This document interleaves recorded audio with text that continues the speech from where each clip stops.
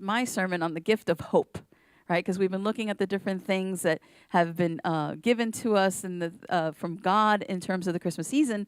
And one of the things that we were looking at the movie in God's things, shall we say, we were looking at the gift of giving, right? How we have been blessed to give. And then last week was, anybody remember? Because I forgot. I'm serious. Go, what is it? Thank you, gift of family. I'm waiting for my husband to help me. I think he forgot too. All right. Anyway, yes, I should have. Anyway, but today we're going to start with the gift of hope. So if you turn your attention to the screens for a short clip of the movie, you'll see how it connects. I forgot.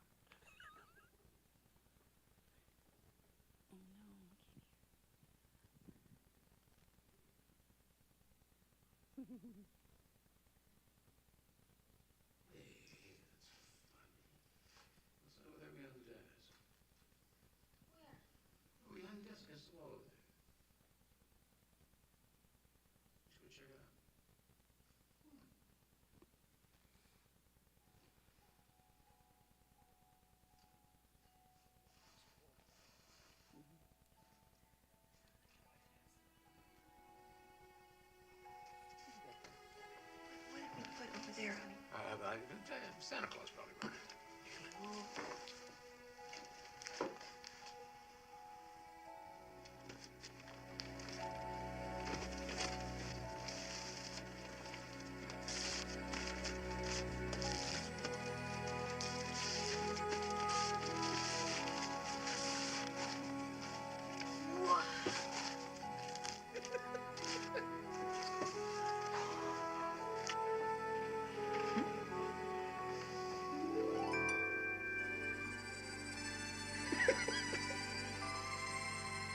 Oh, it was beautiful.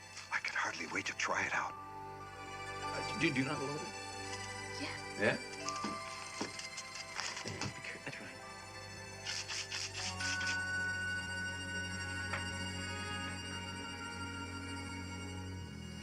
Careful. They run all over.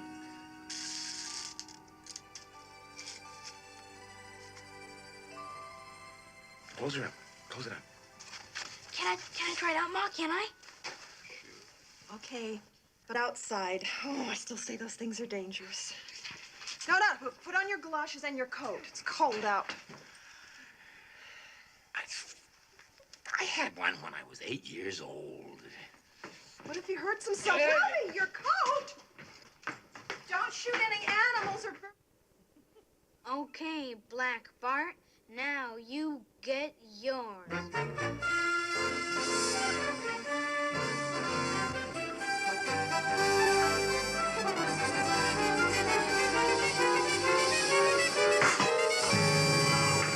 Oh my God, I shot my eye out. You'll shoot your eye out, kid.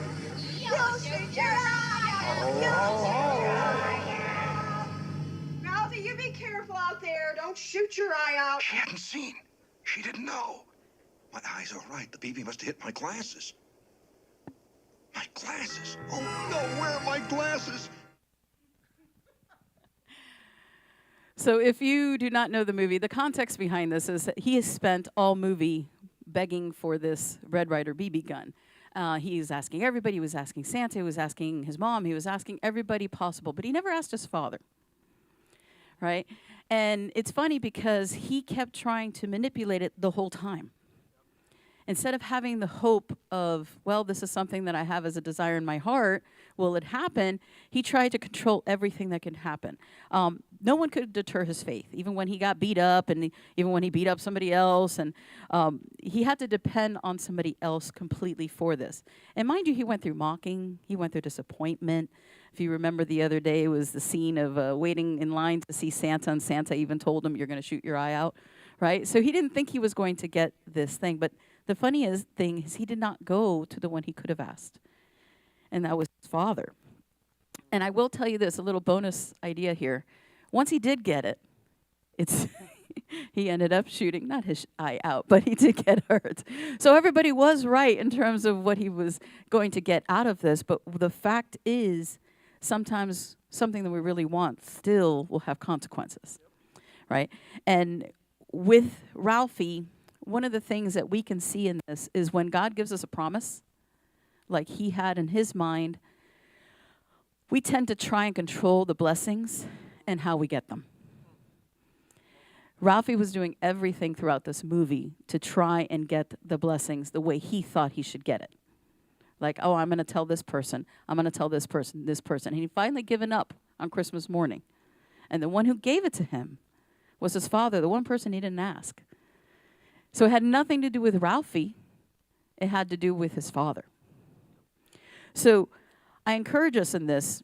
God has given the people of the earth, all of us, hope through his birth, his death, and his resurrection, through Christ, his son. And we still try to control it. Look at culture. We have people doing Christmas their way. The culture tries to hijack it, make it about them, as opposed to what it really is about, the birth and salvation story for us. We're reminded that whatever we're going through, whatever season you're in, is to have hope. Even if you don't feel it or see it, it's there. When you read in the Old Testament, the Israelites in the wilderness, they had the hope of a promised land. God told them. But they kept trying to manipulate things their own way, and they ended up wandering around for 40 years before they actually entered that land. But the hope was still there. Look at Noah. You know, we look at stories at a glance, and we think, oh, you know, it was so wonderful for them.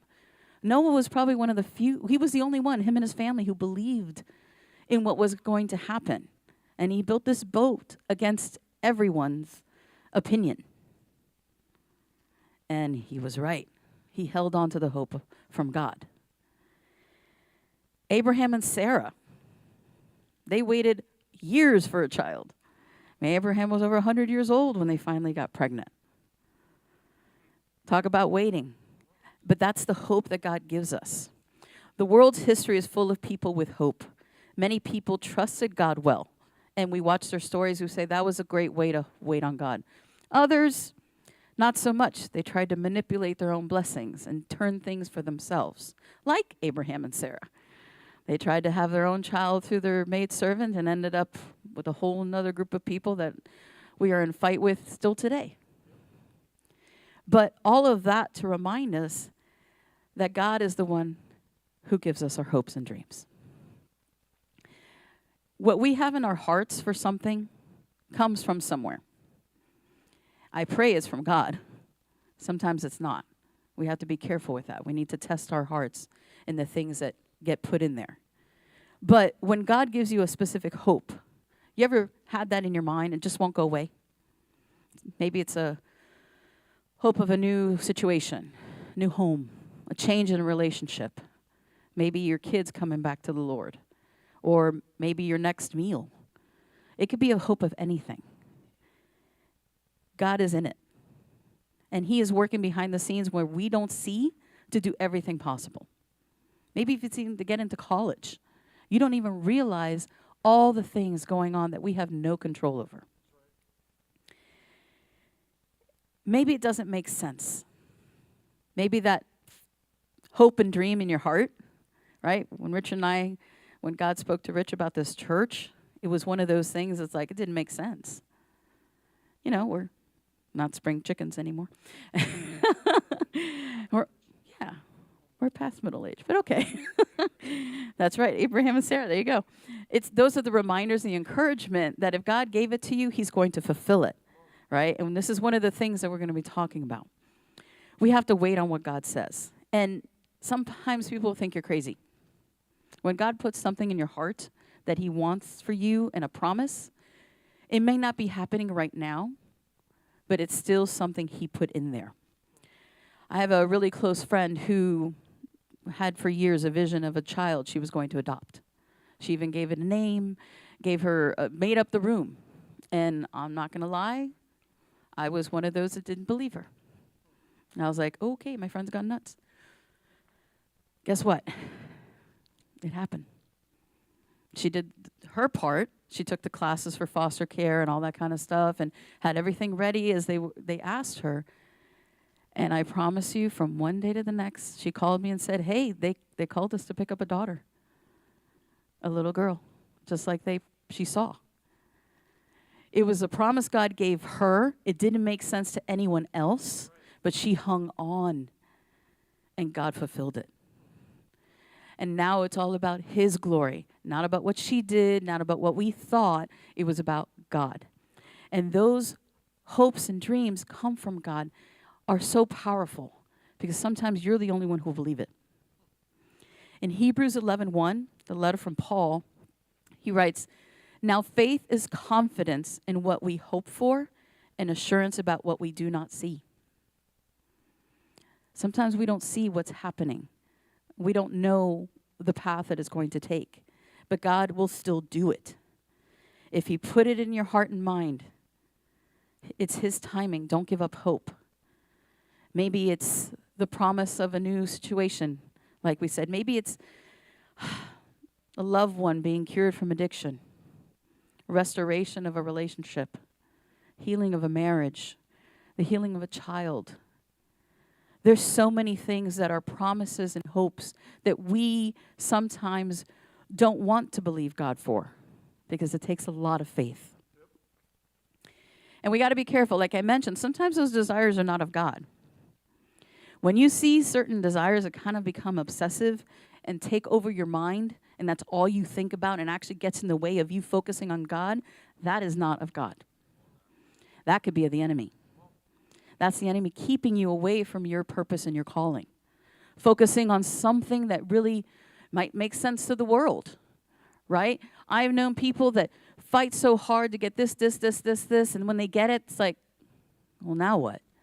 And in the process, they've destroyed their relationship with Christ and maybe other people in their path.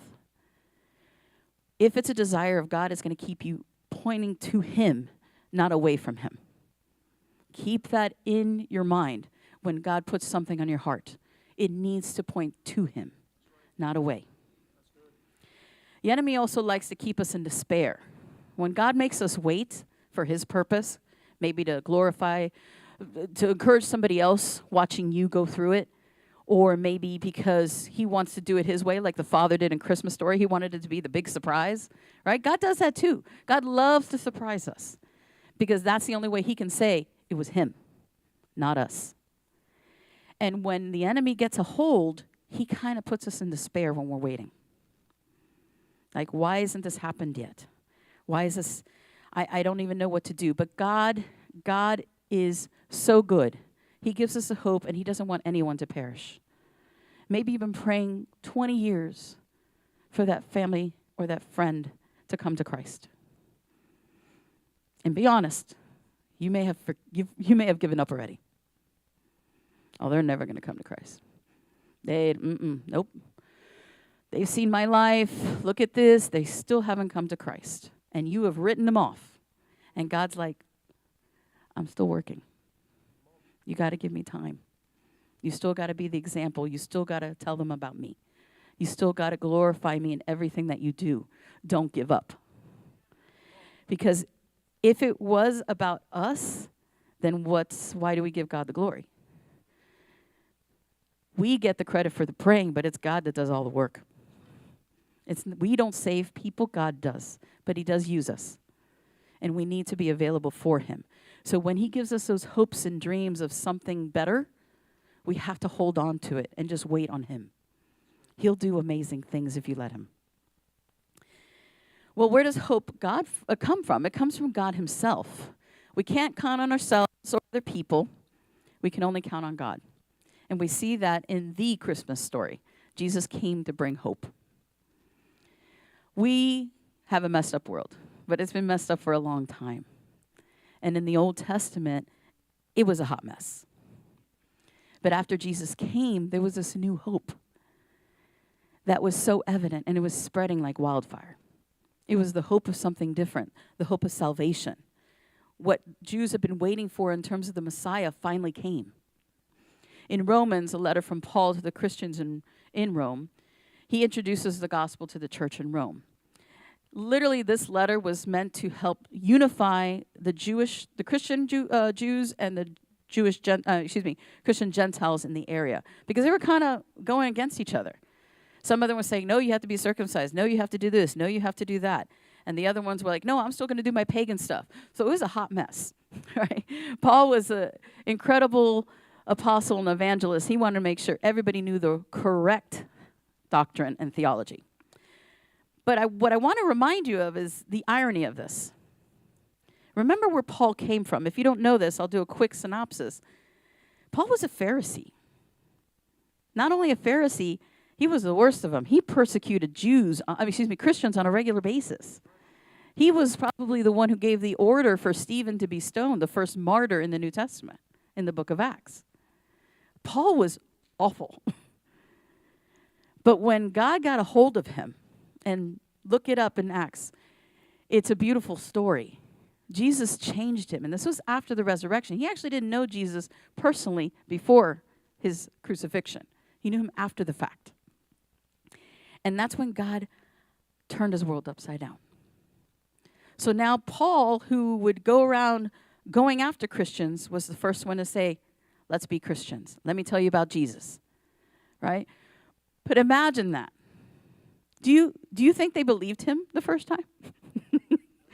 Imagine the worst sinner in the world. All of a sudden, they're not sinning anymore. It's kind of hard to believe, isn't it? There's a lot of people that can fake it for a while, and eventually things start to come out because, everything comes to light. Paul had to literally persevere in this so people would start believing him. He kept telling everybody about the gospel and trying to have integrity. I mean, he lost everything. His life of comfort, he started having to basically be homeless. He was a tent maker in order to make money. I mean, he had to depend on other people to give him a place to stay or food, but it didn't matter. What he was on fire about was telling everybody about Jesus, because he knew it was the only way for salvation and hope. Jesus is what brings hope, not people, not religion, not anything else. And I'm sure you can relate to this. When you maybe first gave your life to the Lord, people started looking at you crazy. Maybe they didn't trust you. Maybe they didn't want to even be with you too much. Sometimes people are more comfortable with you being a sinner than with you being a saint. Because the minute you actually give your life to the Lord and the Spirit is in you, you cause conviction around you. Just walking through the door of a room, you will sense it. People will be like, oh, this one's here. Okay, right? They start checking themselves. And it could be bad at first, but just remember that's the Spirit in you. That's not you, that's Jesus. So if they're feeling convicted, it's not because of you, it's because of God in you, right? So don't be afraid of that. Don't be embarrassed of it. Be bold. Understand that when that's happening, it's a good thing. And when it's not happening, reflect on yourself. Maybe you're doing something wrong. Maybe you were sliding back in that sinful life without even realizing it. So I'm just putting it in there. And understand, like I said, his life was hard. He was beaten, he was betrayed, he was jailed, and all of this for Christ. You know how hard it is to tell people, oh, you got to be a Christian. Oh, that means life's going to be better? No. It could get worse. But it doesn't matter, because God is the one who gives you the hope. And without him, your eternity will not be where it should be. God doesn't want anyone to perish. He wants us all to be with him. But he gives us free will and we choose it.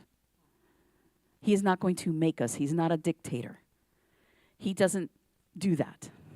And Paul knew that. And in his writings, all his negative circumstances, he used it for God's good. Do you know half the time he was arrested, he was writing letters to everybody else? That's most of the New Testament. Written during times of his trials and tribulations. Paul had hope. He had the hope of Christ. In Romans 15:13, he writes, "May the God of hope fill you with all joy and peace as you trust in him." Notice that that's conditional. God is a God of hope, and he will fill you with all joy and peace as you trust in him. A lot of people, oh, he's supposed to give me peace. No, you're supposed to trust him, and he'll give you peace. There's the opposite. You have to there is an act of faith that we have to do. We have to be proactive in that. If we don't trust him, he can't do his work, because then we start to do everything on our own. We'll talk about that in a second.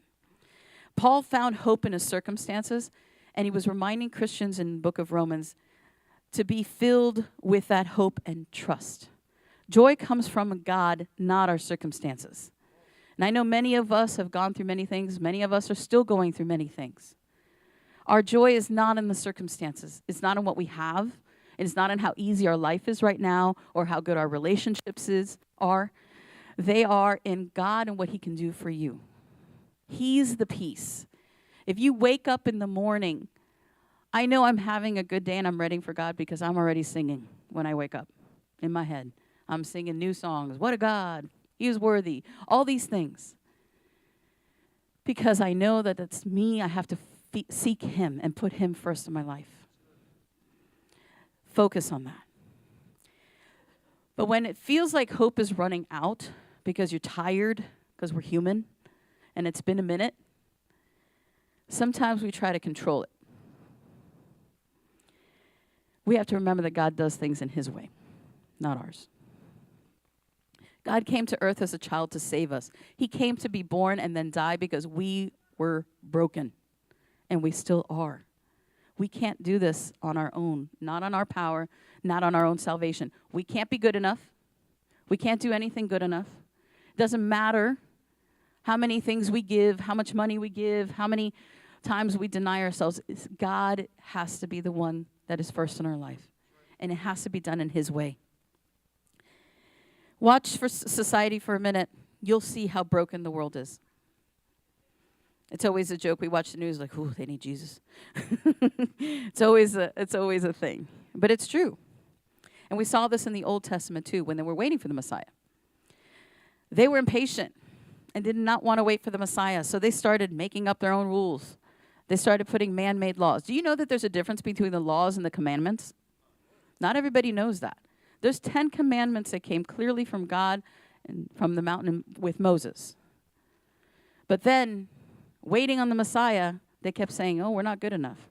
And they came up with about 613 laws.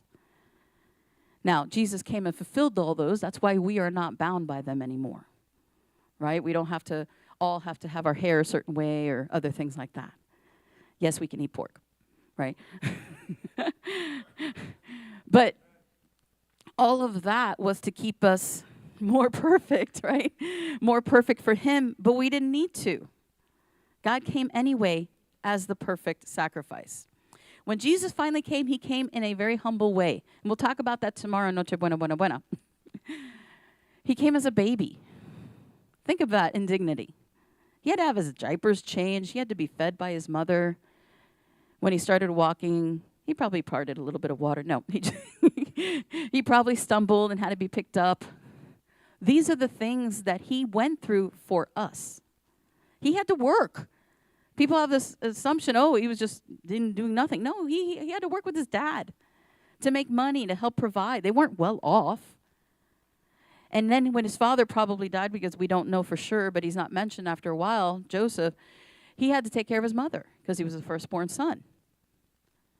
These are the things that we don't pay attention to. All we pay attention to is, oh, he was supposed to come in the clouds in glory. Yeah, he's going to do that in end times. But when he first came, like it says in the Isaiah, he came humbly, with of no countenance. He didn't even look handsome. In the garden, they had to point him out because they couldn't tell who Jesus was.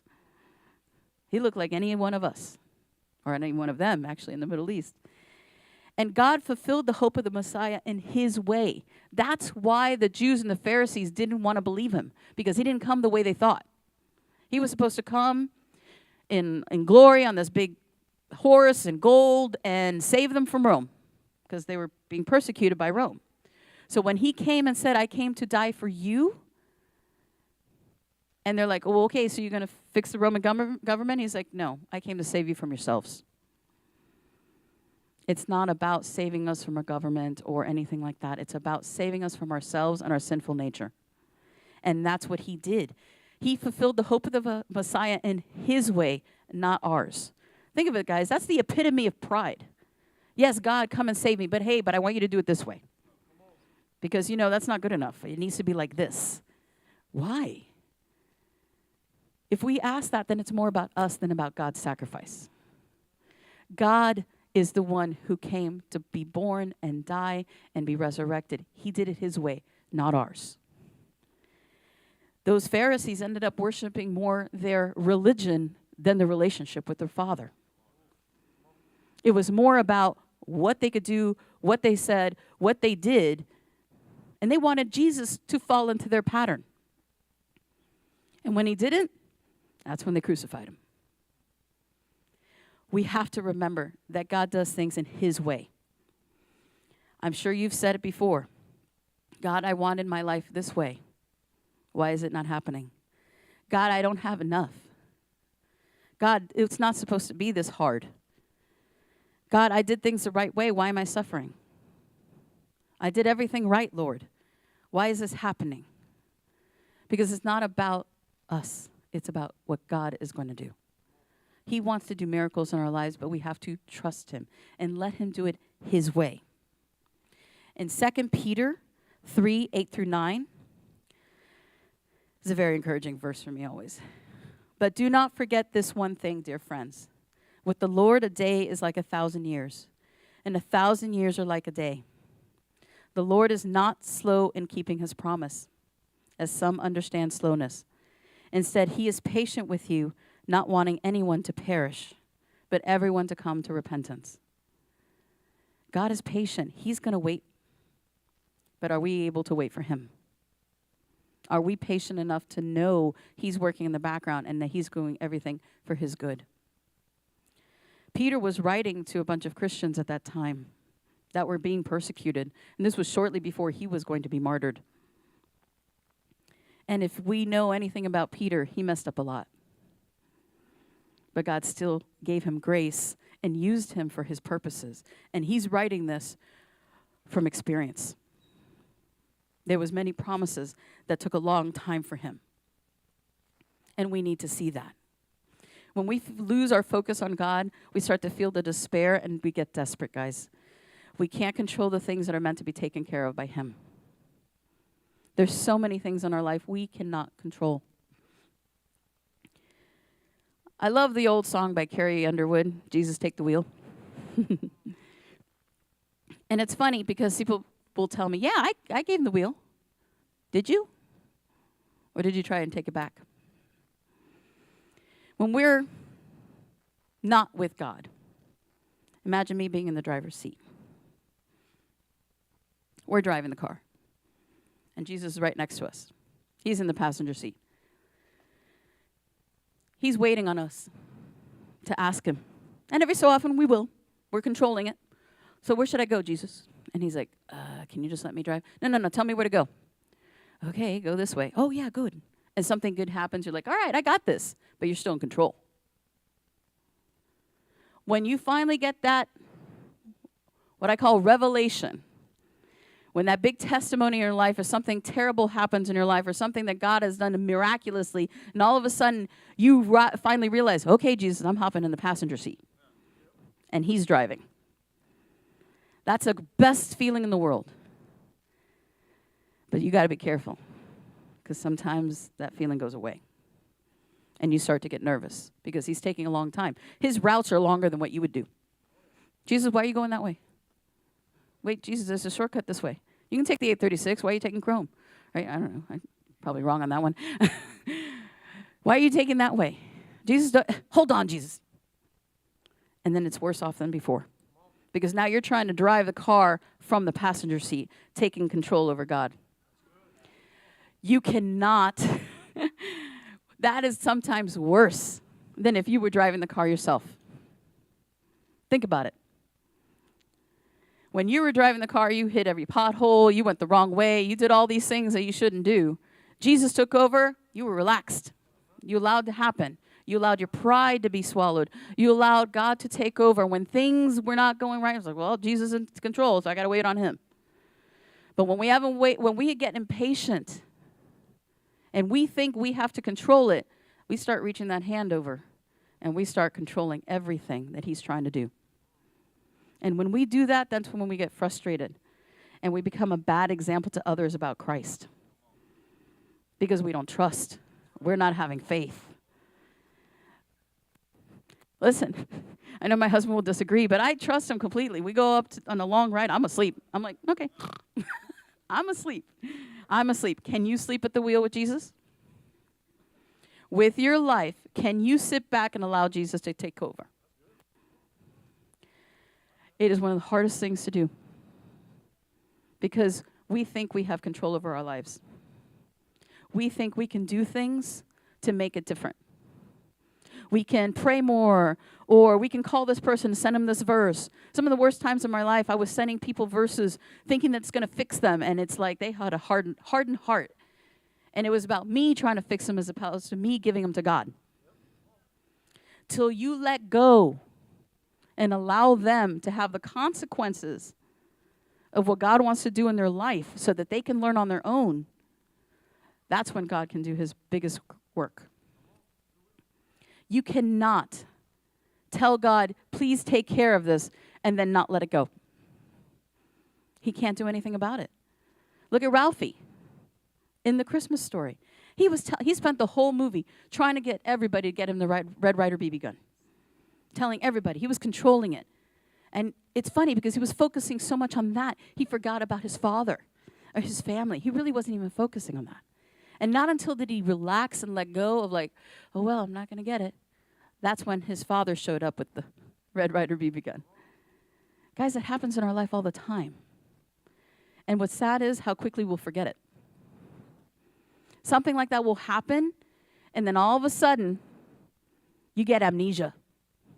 And you forgot about all the things that God did before and all the miracles. Yeah, God, but that was a big thing. I'll take control of this one. And God's like, he's still in the wheel, going, oh, okay, you want to take control again? And this is not a Tesla. It won't drive itself. You have to God, you have to let God do it. They tease me because I have one. It's one of those things that if we don't let go, God can't do it.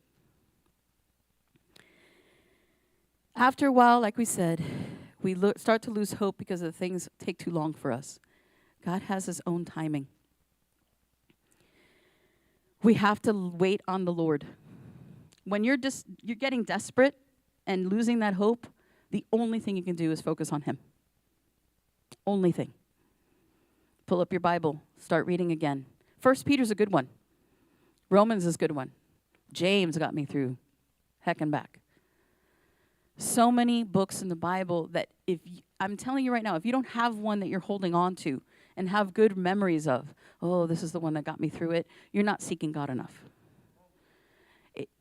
When you are going through it, dig deep into the Word. Read it. Meditate on it. Read it again. Everybody laughs at me because I write all over my Bible. But I love it because if I go read something again, I'll see where I was years before. Because I put the date and what I was thinking. And it's a beautiful reminder of what God can do in many different ways. It's not just once, and it's not one way. He does it his way, not ours. He is always working behind the scenes in everything in our life, and this is why we can have hope. When we don't focus on him, we lose that hope. We are not in control of anything in our lives other than our own reactions and our own integrity. We have to do what God asks us to do. I love it when somebody that I'm counseling tells me, all this is happening. Well, did you do this and this? No, but God knows my heart. Yeah, that's why he's trying to fix this. He knows your heart. That's why he's allowing you to go through it. He wants to change us to be more like him in everything. We need to swallow our pride and allow him to do it. And what's cool about it is God doesn't waste anything. In that process, other people are watching you and hopefully getting a little bit more of who he is. That's the whole point of this. If not, when we gave our lives to the Lord, he'd take us up in a minute. We're left here so that other people can see who he is and what he can do in our lives. Do not allow this despair that can happen to keep you from that close relationship with him. He gives us our hopes and dreams. Make sure you test it and that is of God, not of the enemy. He sent Jesus as the hope for the whole world. But honestly, guys, it's up for us to accept it. Many people hear the word of God and they just allow it to fall at the feet and keep on going. God works for you. I'm okay. And you're just waiting because you know one day they're going to need God. And you may be the one that they're going to go to because they remember. Always point people to Him. And the fulfillment of hope in our lives is God's timing. It's not in our control. We need to let go of those things. Whatever He's going to do, He's going to do. It's the easiest and the hardest thing to do. Sitting back and allowing Him to do it in your life can be like, but it's also like, when is this going to happen, Lord? Did you actually let go? You have to think yourself, if you don't have that peace, are you actually trusting Him? Remember, that peace comes from trusting, not just from being given. Ralphie had hope, but he was not mature enough and didn't know enough to go to his father. Let us not be Ralphie. Know that our Father in heaven loves you and wants the best for you. It may not be what you want, but it's what you need. It doesn't make sense, especially in a worldly economy. Some people have so much. Some people don't have a lot. But you've got to stop looking at it in that way. You've got to look at it and if they have God. That faith and hope in God is what can get you through anything. Even the things that don't make sense. You can't allow the despair of this world to keep you from trusting and hoping in the Lord. This is a message for us. We need to wait for our hope. We need to hold on to it and know that God will do it. Think right now of that hope in your mind. I'm thinking of mine. Things that God has shown you. And you've maybe forgotten. That dream, that thing He put on your heart. Maybe it's restoration of something. Maybe it's a future something that doesn't make sense. Some business that God gave you and it's just not happening yet. And you're like, okay, God, I'm getting older. Don't forget that God is in all the details. And He does it in a way that He makes sure that it's about Him, not about us. Okay? But if you don't have that relationship with God, you have to focus on that. God came as a baby in a manger, in the dirt, and did all these things that wouldn't make sense for the King of Kings, creator of the universe, Messiah. You hear those powerful words, you don't expect to see a child in a swaddle surrounded by animals. But He did that for us so that he felt, He could feel what we felt. He was betrayed. He felt hungry. He felt tired. He knew who we were.